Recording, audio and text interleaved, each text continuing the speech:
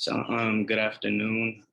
We're going to start off with introductions. So I'll begin by introducing myself. My name is Deshaun Rice. I'm an intern with Strategic Initiatives and Partnerships, specifically with the YES project, but I also recently transitioned over with Power Youth with Kiera.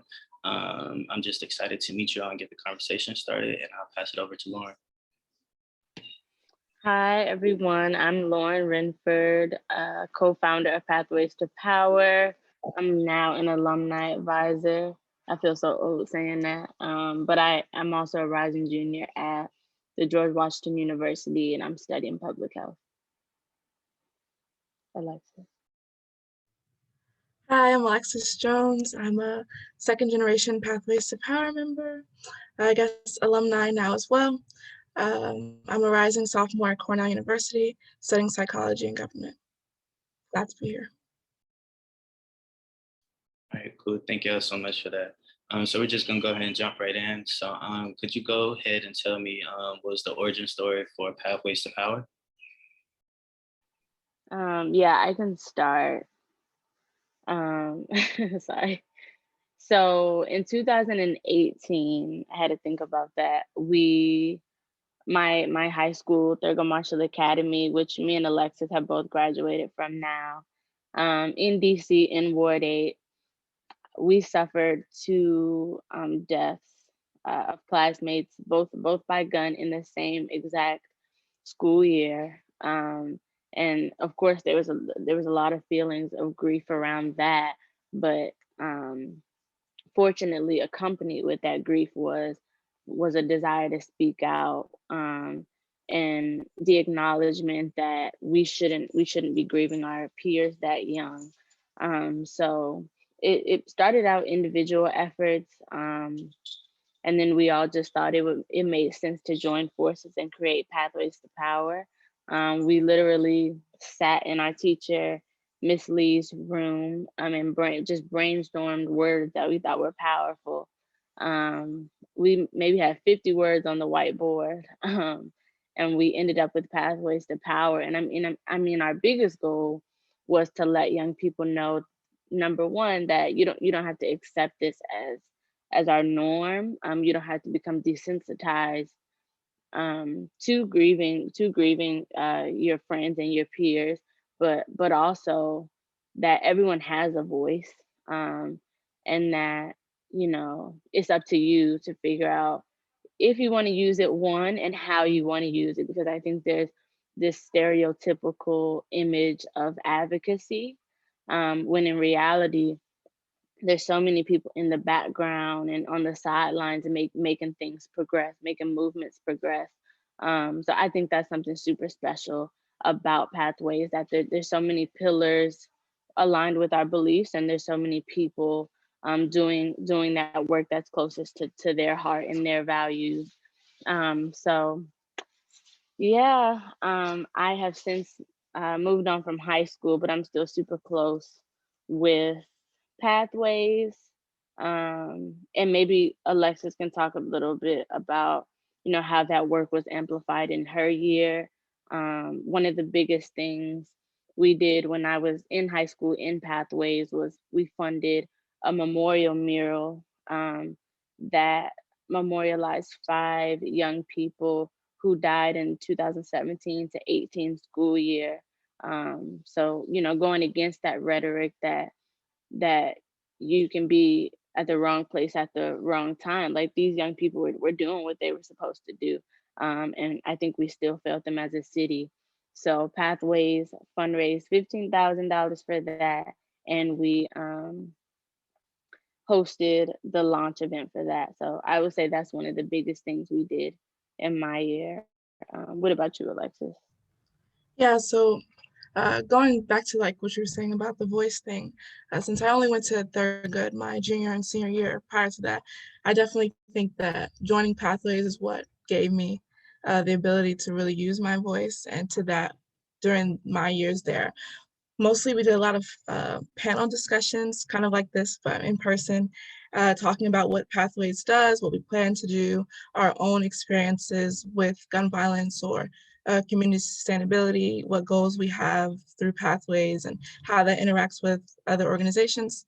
We also do things along with like voting because all of these issues are interconnected and they overlap. So a lot of trying to get onto the community and really push what Pathways goal is mostly. Yeah. So I heard you all touch on it a little bit, but could you touch on a little bit more on how each of you specifically got involved with the organization? Lauren, I heard you talk about how you all got together in Ms. Lee's classroom. So could you just expound on that just a little bit more? Yeah. Um, what am I trying to say? I think I'm sorry. It feels so long ago now that I have to like refresh my memory. Um, so me and Alexis and I, we went to a law themed high school, civically engaged high school. So it wasn't unique that there were people around us who had certain beliefs and were loud about those beliefs. Like that's nothing new at all. But I think um what like spearheaded Pathways and what spearheaded all of our individual efforts was the notion that we were grieving. And I think it's interesting how that grief touched so many different grades. Alexis and I are not different in age really at all, but we were in different grades. um so I think that that trickle effect of that grief, like everyone felt it, and at that point, it was only right to get involved. I think to a lot of people, but yeah, it felt extremely right to me. I don't even know how I can explain how I got involved, but like yeah, my loss absolutely inspired. Even thinking about using my voice even further. But what about you, Alexis? Yeah, so prior to moving to DC, I lost my friend to gun violence in Georgia. Uh, a very different situation, more domestic use of gun violence. And after I moved, I went, or Thurgood hosted what they call a civil rights trip. And we went to the South to learn about the civil rights movement. And after all of those combination of events, along with going to a law theme school that is really active, civilly active, there was no way that I couldn't do something. And Pathways was just sitting there. It was like calling me to join, if I could say that. And so it really wasn't some big, grand thing of joining. I remember after the trip was over, Miss Lee was like, Alexis, so are you going to join Pathways now? And I was like, yeah. And that was it. And now I am a member of Pathways, now an alumni member. So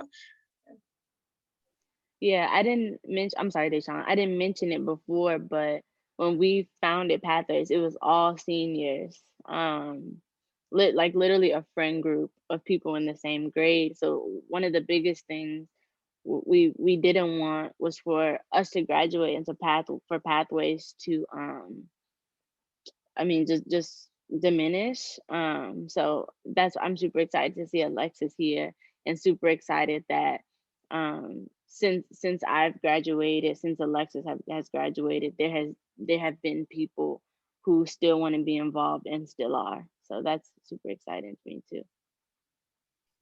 Yeah. So we'll move on to the next question. It's kind of a two-part question.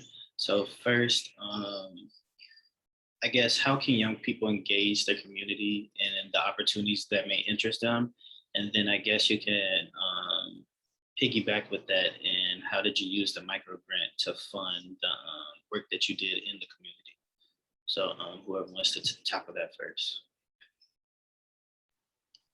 Do you want me to go first, Alexis? Do you have anything pressing? Um, Yeah, I always answered this question the same, like the first fold of that question, that I think you have to know yourself a little bit to first figure out like what cause is most important to me, and then figure out your strengths. I'm sorry, my retainer. Your strengths and your skills that will help you amplify, whatever you choose to do. And I think uh, when our school found out about Zaire dying, found out about Paris dying, um, I specifically, I can't speak for everyone else, but I specifically went into like a time of self exploration, because Zaire was my boyfriend at the time he passed away. So it impacted me super significantly. Um, and I figured out like my outlets from that, and what helped me get through that grief. Um, so I really think that um in order to do impactful work, you kind of have to know yourself, and like where you fit in that puzzle, because like I said earlier, I think there's so many places.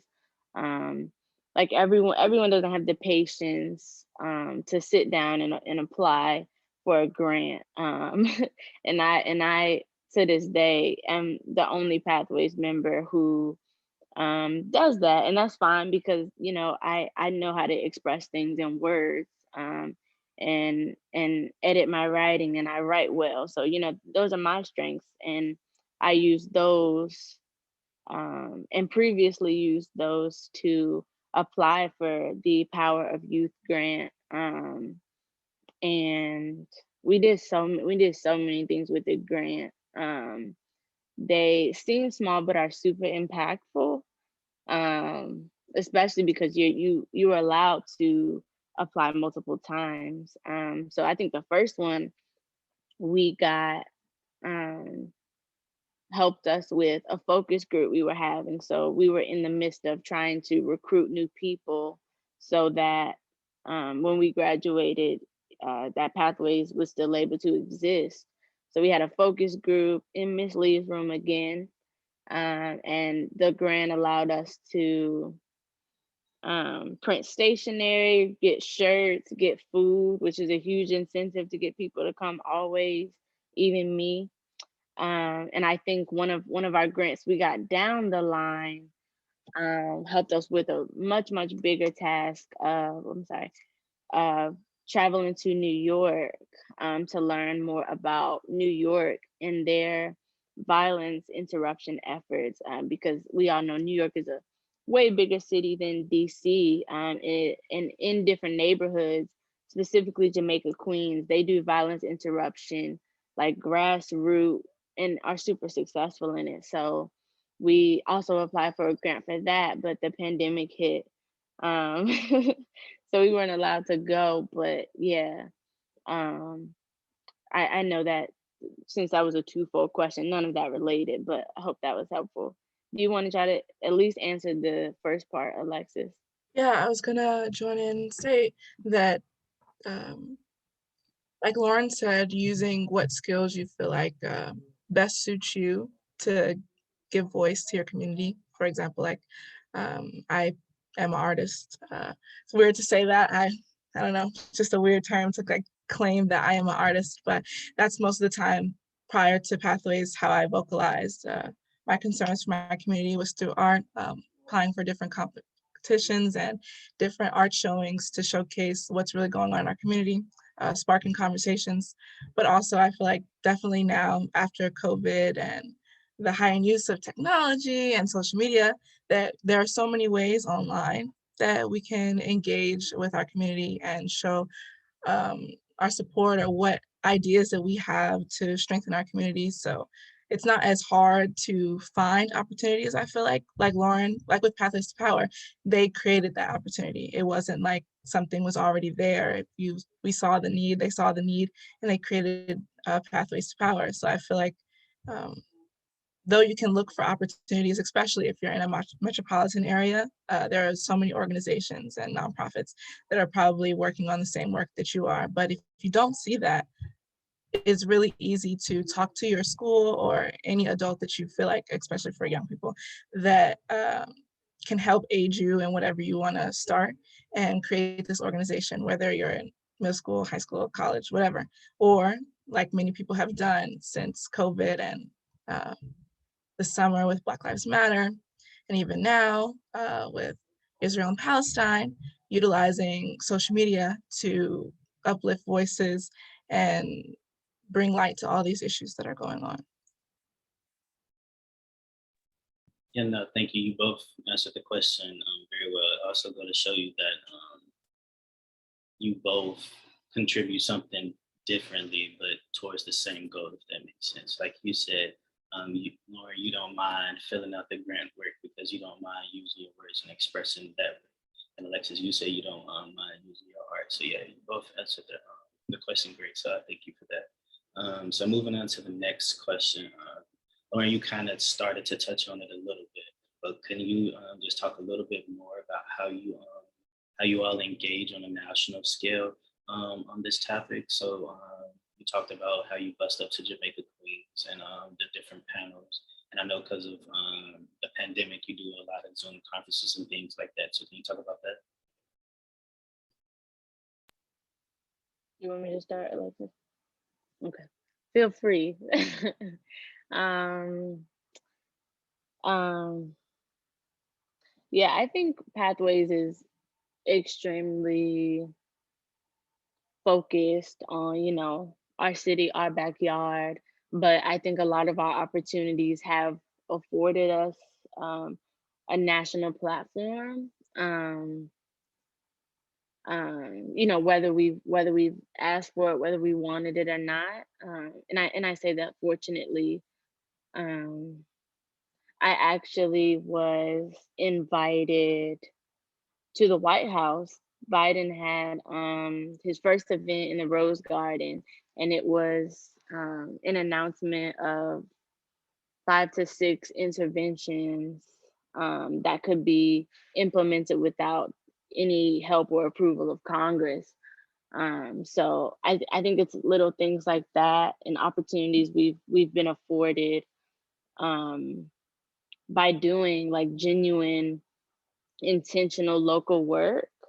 um but I wouldn't say that we've like sought out to do national work. I think that's a little bit opposite of our ideals, I would say. Yeah, I agree. I don't really have much to add other than like Lauren was saying, the opportunities that we've had to, I guess, reach youth on a national scale have been just by happenstance, like with panels and them being recorded and other people seeing it, like Lauren's TED Talk, that is obviously going to reach a national audience, but it wasn't necessarily deliberately meant to, it wasn't something that we pursued for it to reach all people nationally. Like with other panels that I've spoken on, I'm sure people have traveled to speak on those panels, and so they may not be right, like necessarily from DC, but they still are engaging in the same issues that we are. So Yeah, I would say just to add to what you said, Alexis, I think um oh my god, I just forgot what I was gonna say. I'm sorry, I suck. I just forgot. Oh, no, you're fine. If you remember, just stop me or flag me at any Okay. time. So we can just go ahead and move on. How has leadership opportunities been distributed between members of the organization?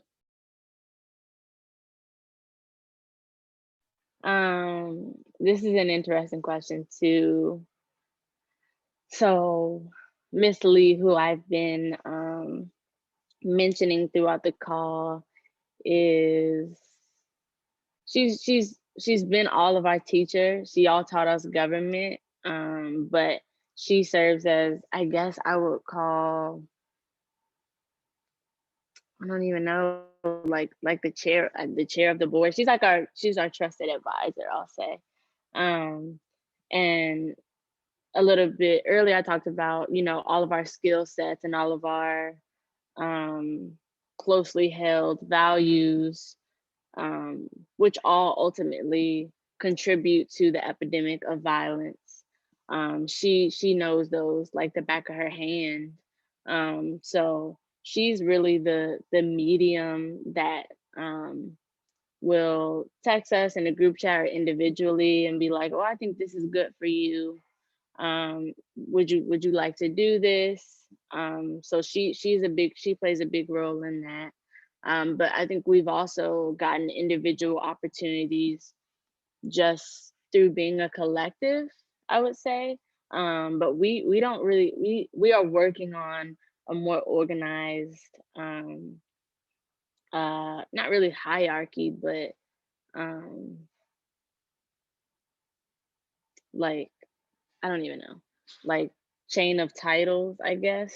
But yeah, it's not as organized as it probably should be. I'll say that. I wanted to add that I also feel like that's due to Pathways being so young.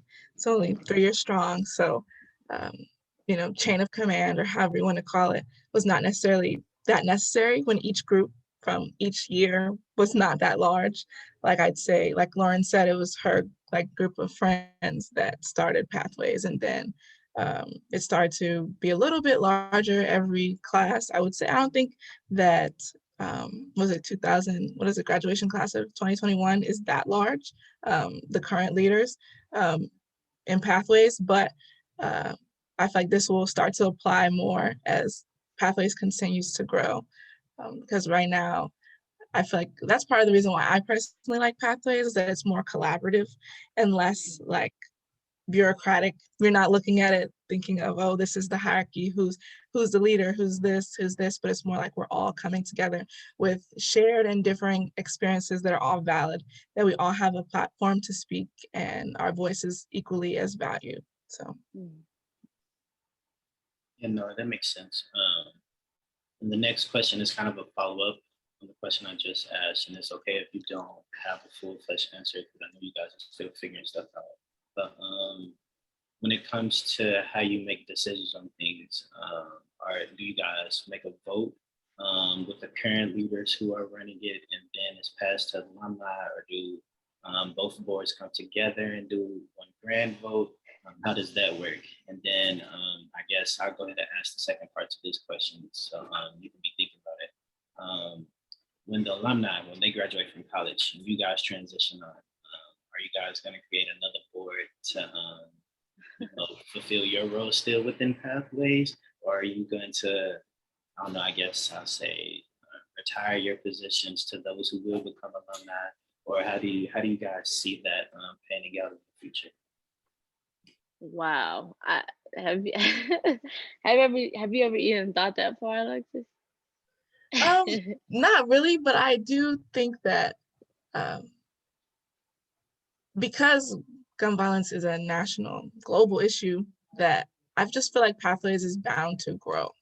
That I know we're focusing on DC and like it, like everything happening in our backyard, but I really do think that Pathways has so much more to expand on. Like I said, there's only two groups of alumni currently and another one rising. So the boards and things, we don't have that all together, but I do feel like you were saying with Miss Lee, she calls on different alumni for various things. Um, yeah, I'm not sure about how far to go. I would really love to see Pathways have like charters at different schools. I think that that's very unique, especially because with all the gentrification and people coming to DC. If you're going to come to DC, you need to know what you're coming to and what issues are here. And I know a lot of my peers at my school now are like, oh yeah, I would love to work in DC. I would love to do this in DC. But I also feel like with coming to work and, finding opportunities for themselves, you need to be working on the community that you'll be a part of. So that's part of the reason why I feel like bringing pathways to power to colleges and things like that may be another way that we can engage alumni and so on. Hmm. Yeah, so we have started to expand into different high schools. The pandemic also put a halt on that because we're not physically in any schools. But yeah, I that is a great question. I have never even thought that far. I don't have any like vision of what I'm gonna be after I graduate college and I'm about to be a junior. So I personally need to work on that. But yeah, we have big dreams for pathways. I personally want to see us have our own office, us move out of our uh, parent school that has raised us. I think we're ready for that. For funders to pay our young leaders, because I believe that advocacy is work that people should be compensated for, because it's heavy work. Um, so yeah, those are some of the dreams I have, but they aren't thought out. Maybe we aren't. A lot of people think we're also a nonprofit. We aren't even that yet. We operate under our schools 501c3 status, so they do a lot for us. But maybe in the future. Yeah, like I said, no pressure. Mhm. If anything, I hope it sparked ideas and stuff like that. So Thanks.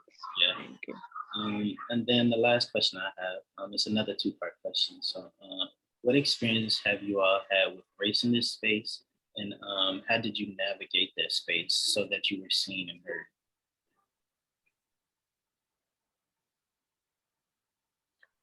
Yeah, You want to go Kenny, with me? who wants to go first can go first. Um, yeah, this was another difficult question for us, just because I don't know. We're obviously both Black women, so race, gender, and then we're also super young, so that those all fold into just our experiences as a whole. I talked a little bit about the mural um, that Pathways helped fundraise. It's called the Limestone of Lost Legacies, and one of the intentional aspects of that we attempted to navigate was where in the city the mural was gonna go. Um, DC, I don't know if you've ever been to DC, but it's becoming a very, very racially divided city. It wasn't always, but it has become that. So in those planning stages, and we were even finding a wall or a business owner that would even give us a wall to paint. Slaying teenagers on options were very few, but I personally wanted a place. I wanted it to live in a place where the neighbors and the members of that community don't have to reckon with uh, the loss that we feel from gun violence so frequently. Because I think that people are moved to action when they're uncomfortable. So I'm trying to even describe. So the mural still it's been done for about 2 years now, but it lives in a neighborhood called Eastern Market, which is about 5 minutes away from the Capitol, maybe 10 minutes away from the White House, if that helps geography wise. But it is a white neighborhood. It's an affluent neighborhood. Um, and we were super intentional about bridging that gap between the people who frequently are grieving their friends and frequently feel the effects of those loss, and those who can live their everyday lives and not even think about it. So I think that's one example where we've reckoned with race. And when we were brainstorming earlier, I don't really have that many experiences, I guess, through pathways where race played a enormous part in my individual experience. Of course, gun violence and intersectionality has to do with race, but on the like minute scale, I haven't really had any instances where I had to particularly navigate a space so that we were heard. I One time I think me and a couple other students from my year, high school graduating class, went to, what is it called? I always forget these acronyms and long names, but something where the potential presidency candidates before Biden was elected were speaking and saying what intent they had for presidency. I think it was in, I want to say New Hampshire. And we had a chance to come face to face with the candidates, different candidates running. And of course, most of them were all white and men, and they were there to in part listen and explain what they plan to do with the presidency. And a lot of times they had little gatherings to the side where people could try to talk to them. And most everybody there was also white. So it was a lot of physically pushing our way into the conversation so that we could be heard, commanding their attention. I feel like that is maybe analogous to what it would be had I had more instances of running with people that were not Black. But most of the times, the panels I spoke on were people that were all people of color or all Black. And the only real, I guess, like dynamic struggle that I noticed was between ages, being sometimes the youngest in the conversation, having to command, like all of these organizers are all trying to push their issues forward. And oftentimes I feel like young people may get pushed down. So just really, if you can talk to the person who's running the event or just command that your experiences are valid and that as Ms. Lee and other people in the, I guess, Pathways Gun Violence Intervention world says that we are the expert of our experience. So just bring to the attention that we know what we're talking about and we are supposed to be here.